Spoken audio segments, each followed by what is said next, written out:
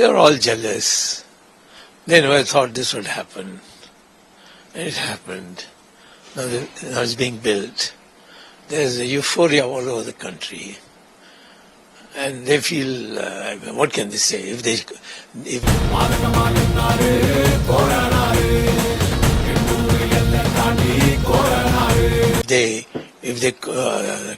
they surrender and go there and do puja, then the minorities will say that in the end all our Hindus are Hindus, you see, and so they'll all lose their secular credentials. So they are in a difficult spot. I don't care because 82% of India is Hindu. And of the remaining minorities, Christians have not protested at all. Parsis, Jews, they are all supportive. And even amongst Muslims, a large number say that we chose to live in India, so this is something that we should accommodate. So I would say only these fanatics who are being financed from outside, they are the ones who are making all the noise, and these left-wing communists who have whose whole faith collapses if you start accepting religion. So they are the ones, but I think nobody can stop us from doing all these three, and we don't care whether they protest or not. The consecration ceremony of Ram Temple is scheduled, and it's a grand event. My first question would be, what about the invitation extended to you? Is it extended to you, and are you joining it? Well, the Ram Mandir permission from the Supreme Court wouldn't have been there had I not been moved the fundamental rights part. Everybody else was raising their property issues earlier.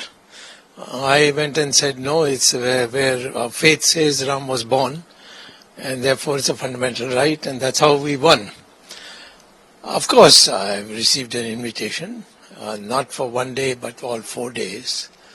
And the Sangha Adhikaris had come here who are working with the VHP. They had come here to deliver it. And it was also publicized. It was in the newspapers. But, if they didn't invite also, it doesn't matter to me, because Ram Mandir is made. That's beginning. We have 2 more mandirs to deal with. Kashi Vishwanath and the Mathura Krishna Janmabhoomi. So I'm very satisfied. Of course I will go, but strictly speaking, there are some issues which the sadhus have raised, Shankaracharyas have raised. So therefore I might just go on the 20th.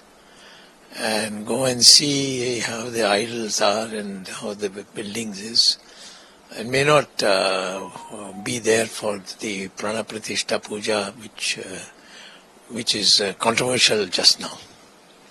Sir, just to recall the old memory, how do you see the beginning of this movement till the temple is built? Yeah. Also, please highlight your role. Yeah, sure. You see, from the day Babur had his commander-in-chief, I forgot his name, some thug, demolished the mandir, the Hindus never gave up. In fact, all through the period when the Mughals were ruling, just next to the masjid, they built a small courtyard, the Hindus, and they used to pray there. So the Hindus never gave up that. In fact, in 1885, there was a major riot on it. Then after we became independent in 1949, the idols which were taken out, and the temple minus the idols was put under lock and key.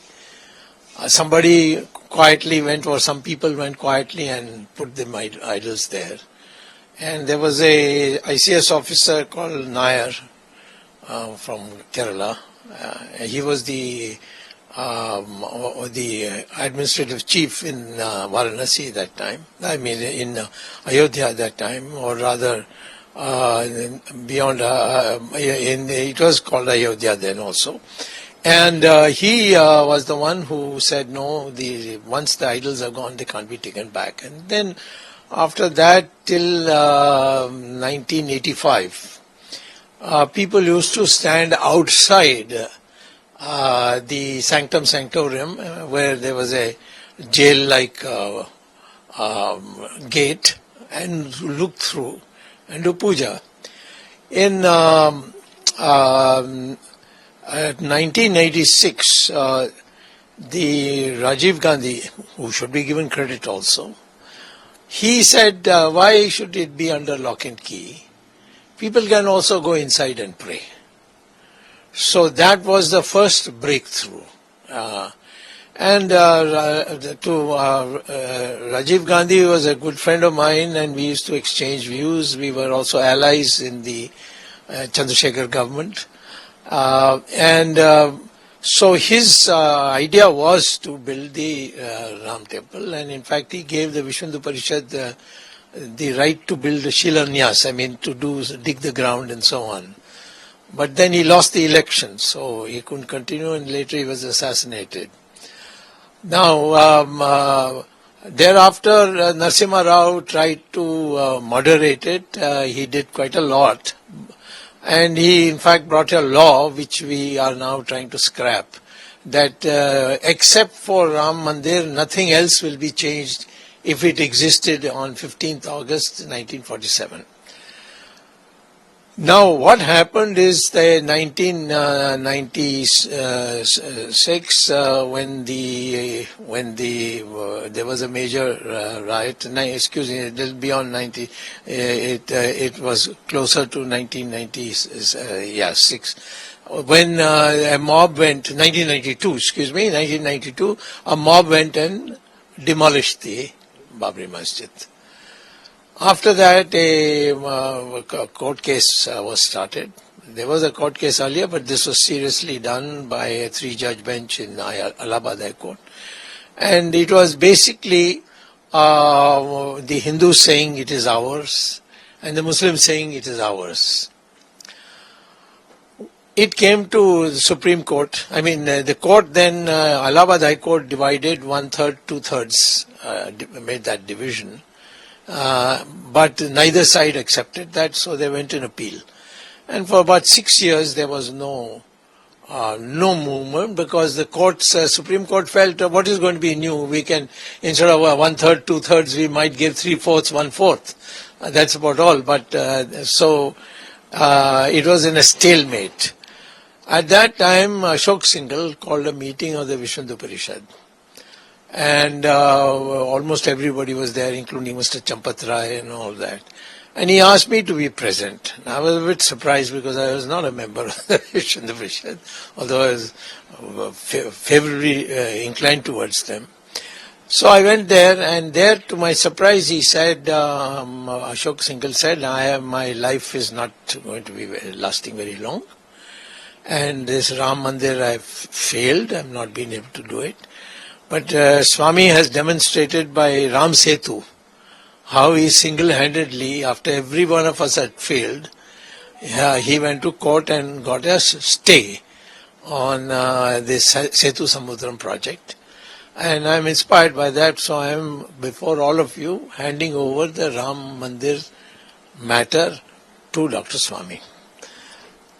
I was taken aback, because I never expected this, and even the Ram Setu thing, I did it on technical grounds, that it was more costly than putting a railway line from Kanyakumari to Calcutta, than cutting through and going. So on that basis, the Supreme Court had upheld my view, even though they had earlier rejected all the sadhus and sannyasis' petitions. So now he announced it, and I didn't know what to do. And soon after, he passed away. So after that, it was my thought, how can I get into it? Because I'm not a party to either. I'm not a pujari, I am not a mullah. So how do I get into the court case and get it moving? And the Chief Justice then, Kehar Singh, he told me, unless you come with some new idea, we can't, go further. This is stalemate. Suddenly it occurred to me, why don't I say that it is my fundamental right to pray there? Because my faith says Ram was born there. And that's all that matters. Faith is all that matters. So I went and filed a petition before Kehar Singh, Chief Justice, saying that, these people are all fighting for their property, but I am fighting for my fundamental right to pray, where faith tells me Ram was born there and nowhere else. There's no dispute on that.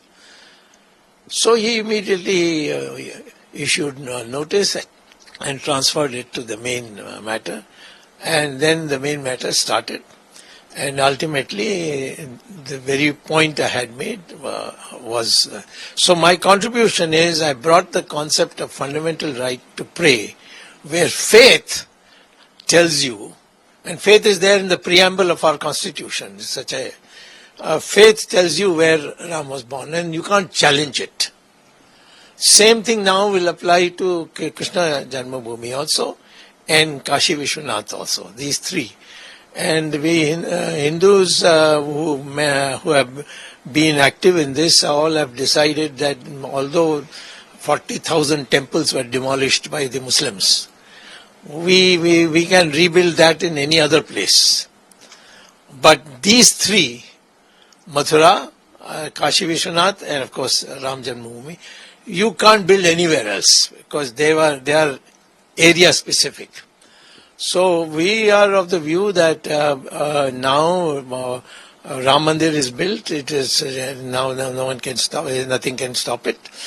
But Mathura and Kashi Vishwanath, I would tell the Muslim community that they should voluntarily give it up, because they have only got mosques there, and mosques can be shifted. And in Saudi Arabia, in Turkey, everywhere they demolish mosques to build roads, because there's no sanctity of God being there.